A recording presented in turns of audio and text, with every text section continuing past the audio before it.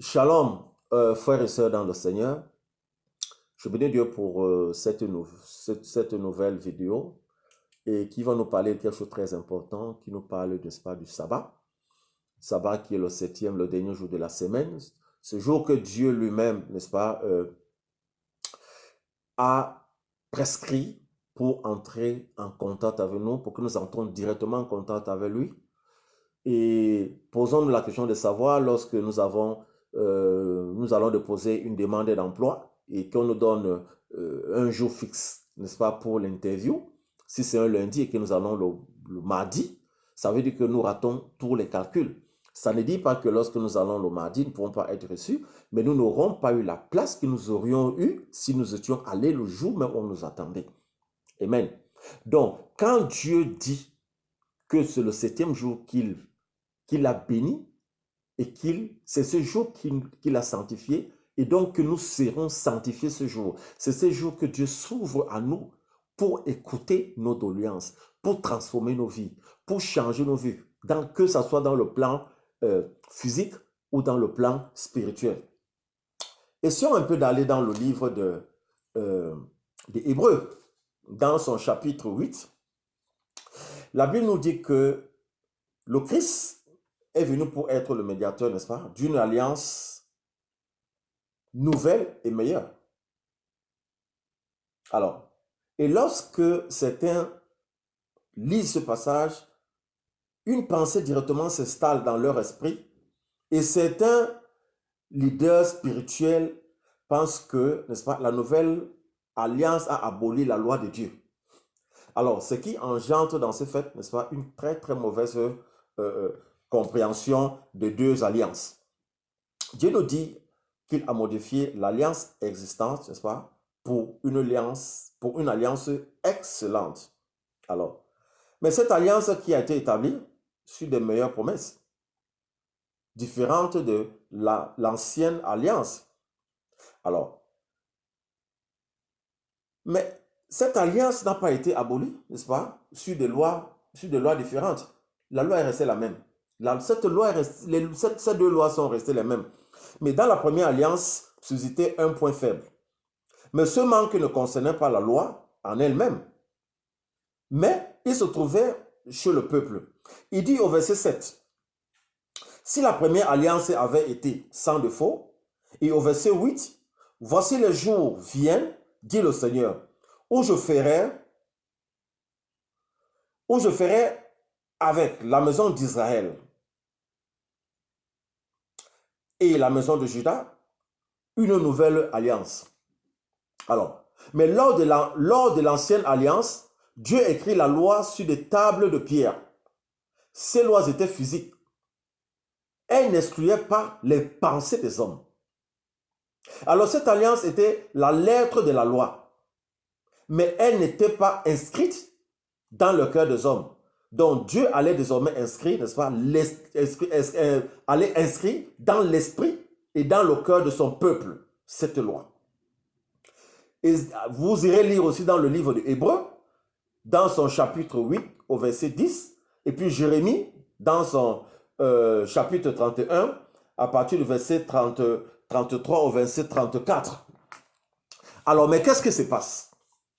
Nous allons voir que lorsque vous allez lire dans le livre de Daniel, dans ses visions, dans le livre de Daniel, au chapitre 7 au verset 25, la Bible avait prédit que les lois de Dieu allaient être changées.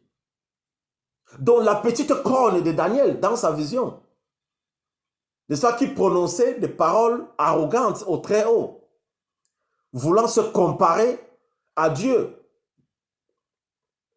prononçant des paroles arrogantes, méchantes, pensant que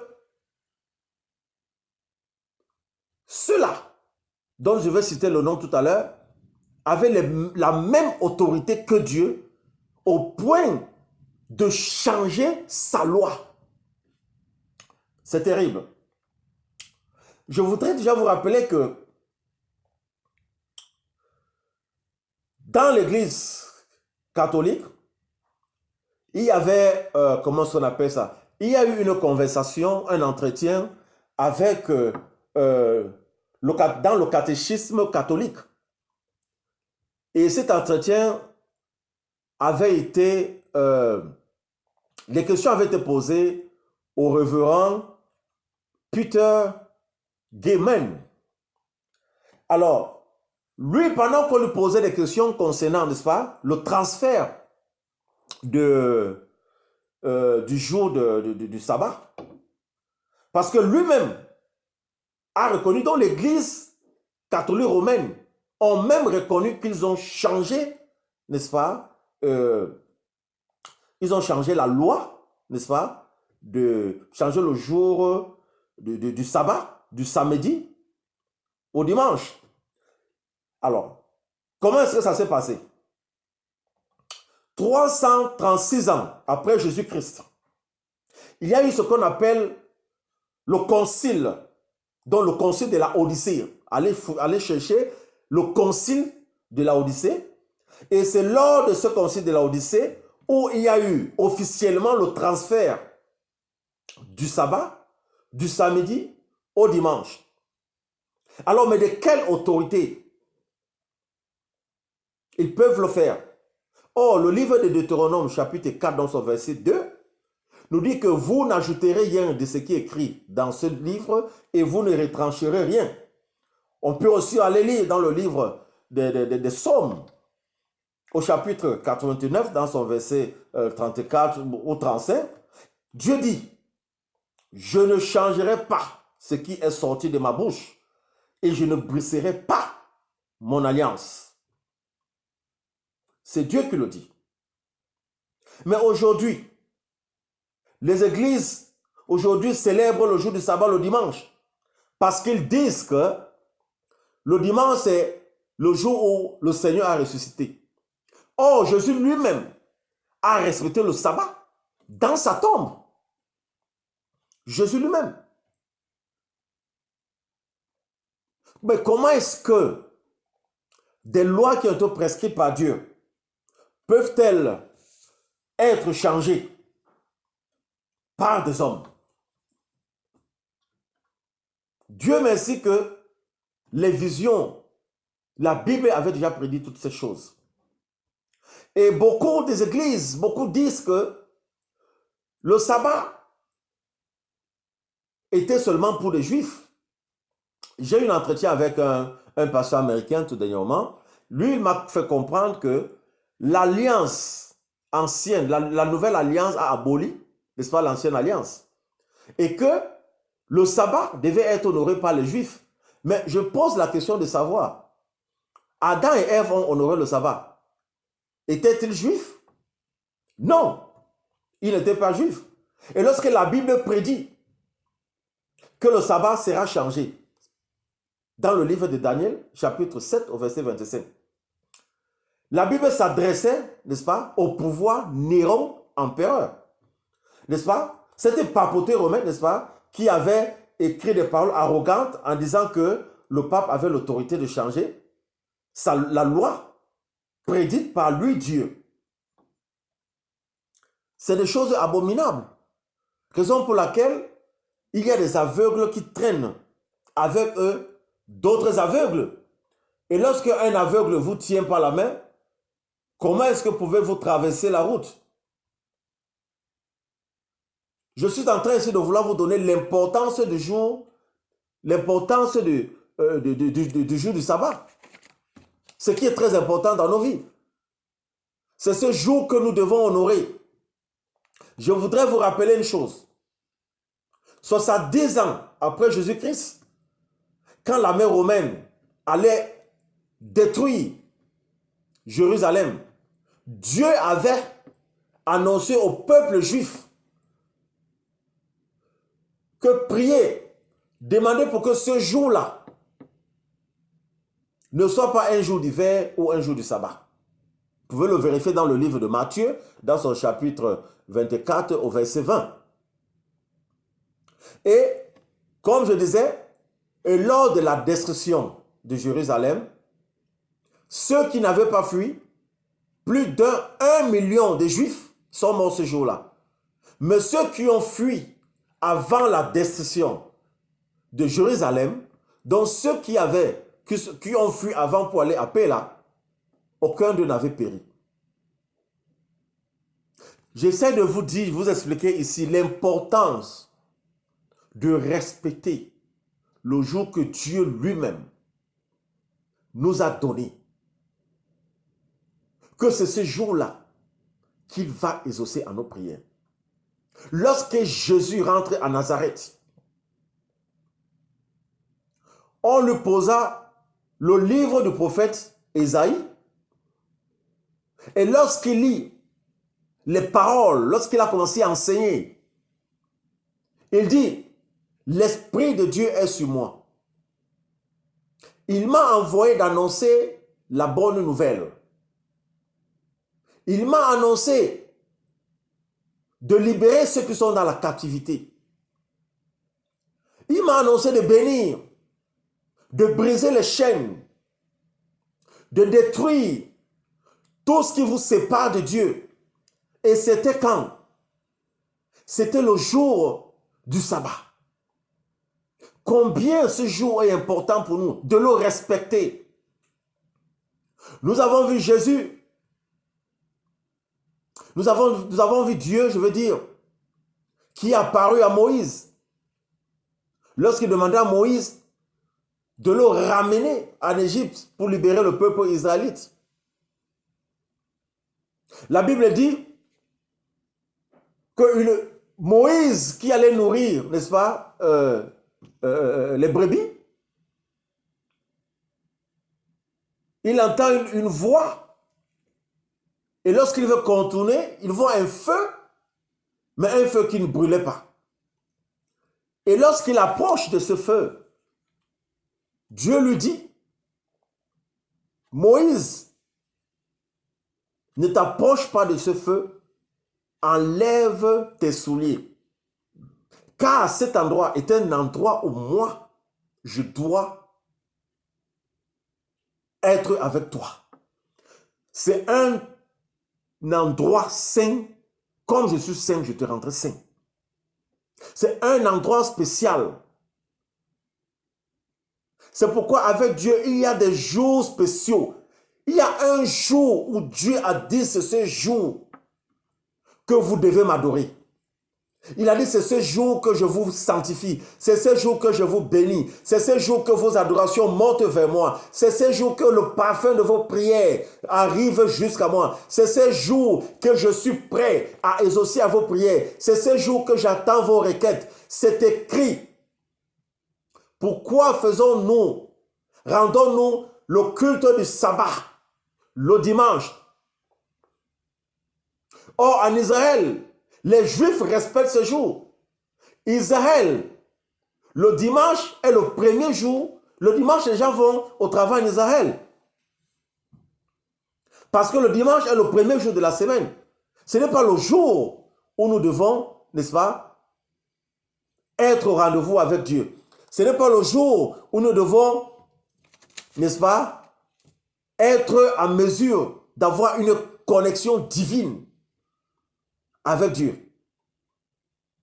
Et nous comprenons que c'est le pouvoir Néron empereur, au temps des persécutions, où la Bible déclare qu'il devait changer les temps et les lois.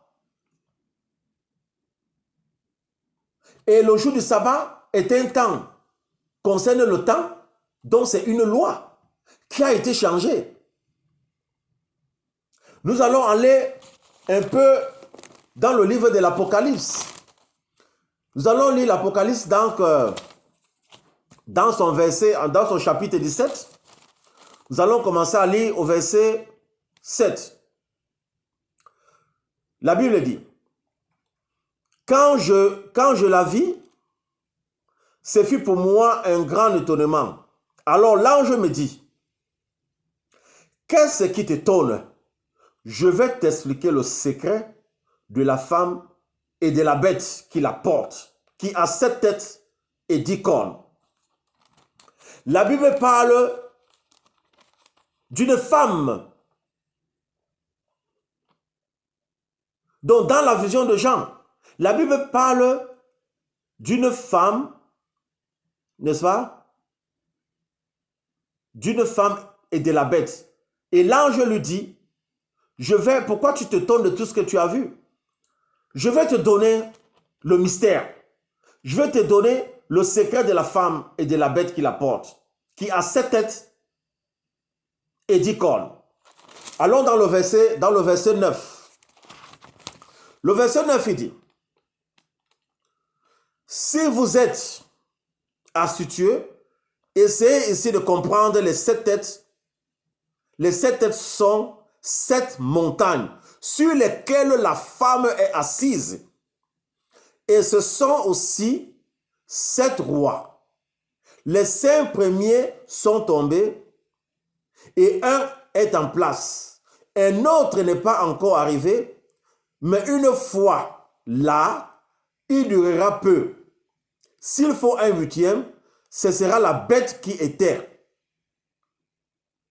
et n'est pas, qui était et n'est plus, laquelle va avec les 7 et court à sa perte. D'autres versions disent ça différemment. Mais le principe ici, c'est que la Bible parle, n'est-ce pas, de la vision de Jean. Très important, suivez attentivement. La Bible dit que lorsque Jean vit cette vision, dans le livre de l'Apocalypse chapitre 12, la Bible parle de 2 grandes visions, du dragon et de la femme. Mais dans cette vision-là, cette femme-là représente l'humanité, n'est-ce pas, dans le plan physique, et dans le plan spirituel représente l'Église.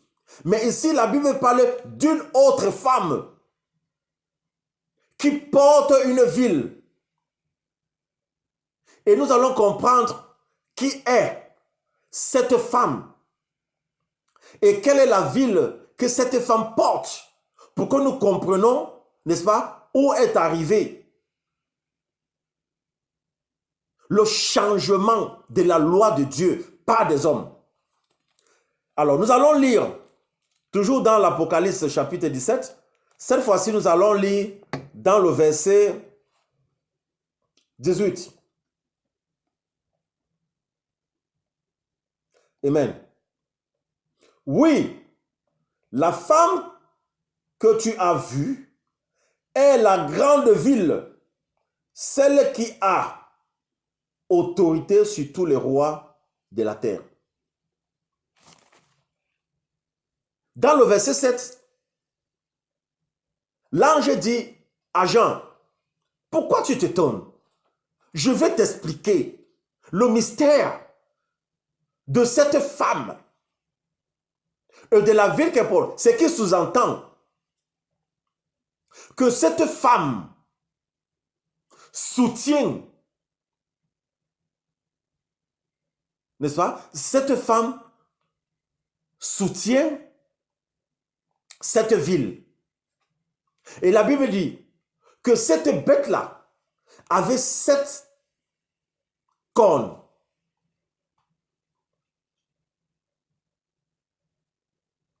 Cette bête avait 7 cornes.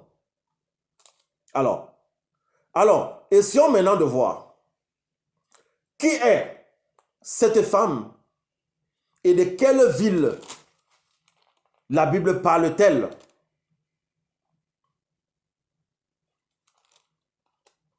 Alors, je commence par dire ici que lorsque vous allez lire dans le livre de Daniel, le livre de Daniel dit dans sa vision que les 10 têtes que porte ce dragon représentent les rois de la terre.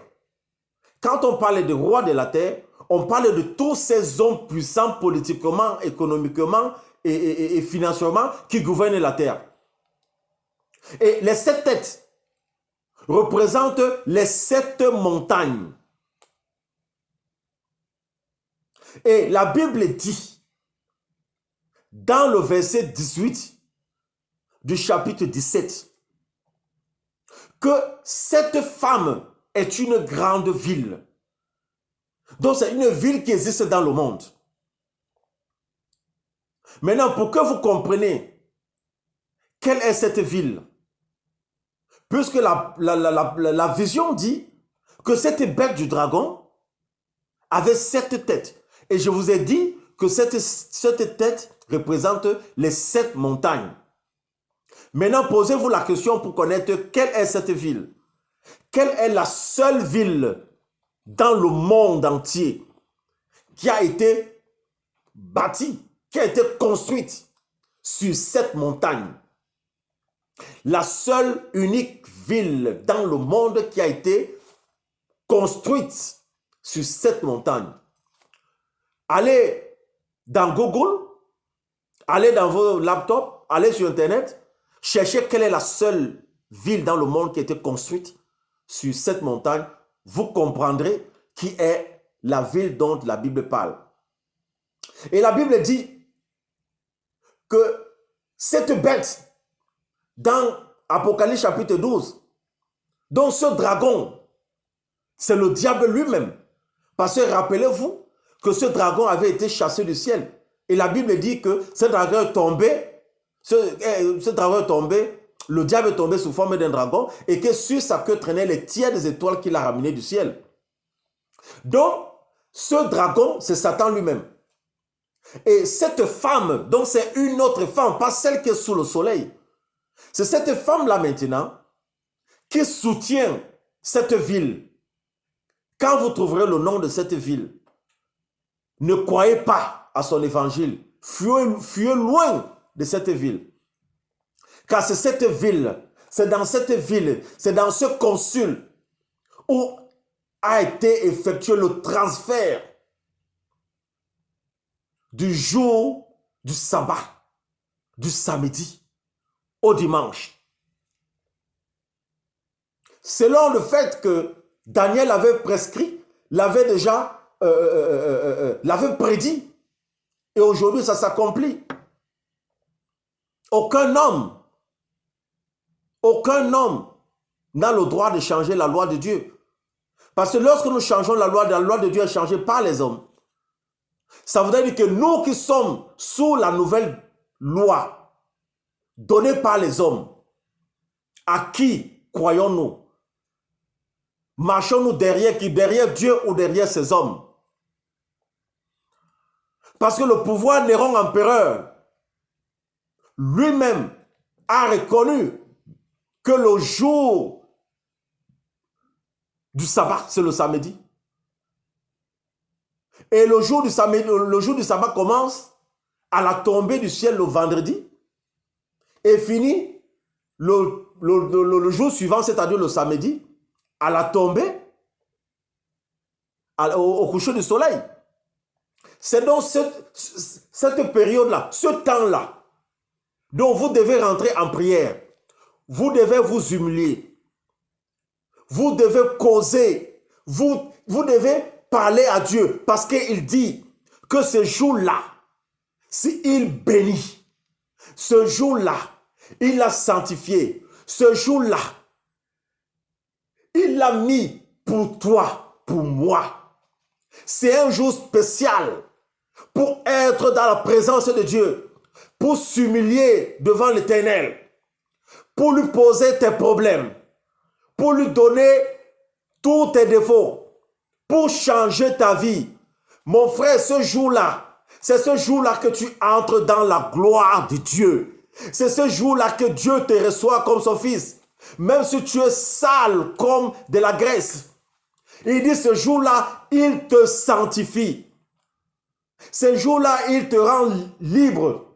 Ce jour-là, il te sort du cachot. Ce jour-là, il t'annonce la bonne nouvelle.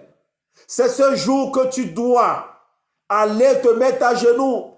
C'est ce jour-là que tu dois pleurer devant Dieu. C'est ce jour-là que tu dois lui poser tous tes problèmes.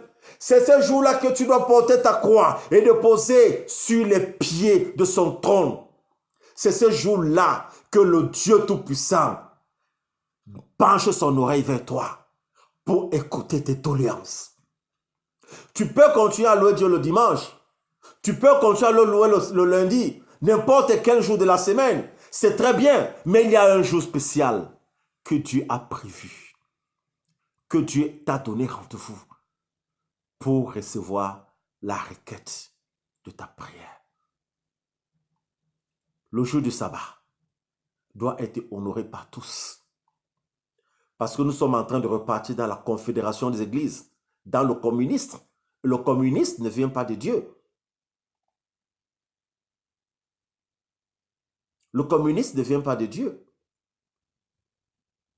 Normalement, la journée commence, puisque dans le livre de la Genèse, lorsque Dieu dit, il a fait ceci, il a fait cela, et il y avait un soir, puis il y avait un matin. Ça veut dire que le jour commence dans l'après-midi et se termine l'après-midi du second jour. C'est ça. Mais le pouvoir néron-empereur, le pouvoir papal, ils ont changé. Maintenant, le jour commence à minuit. À partir de minuit, c'est un jour suivant. On fausse les calculs. Et quand on fausse les calculs, le chrétien perd ses repères. Tu perds tes repères. Reviens à Jésus. Viens honorer le sabbat. Quand vous allez au culte le dimanche, à qui rendez-vous la gloire? Ce n'est pas le jour où Dieu vous attend. Ce n'est pas le jour où Dieu prête l'oreille à vos prières.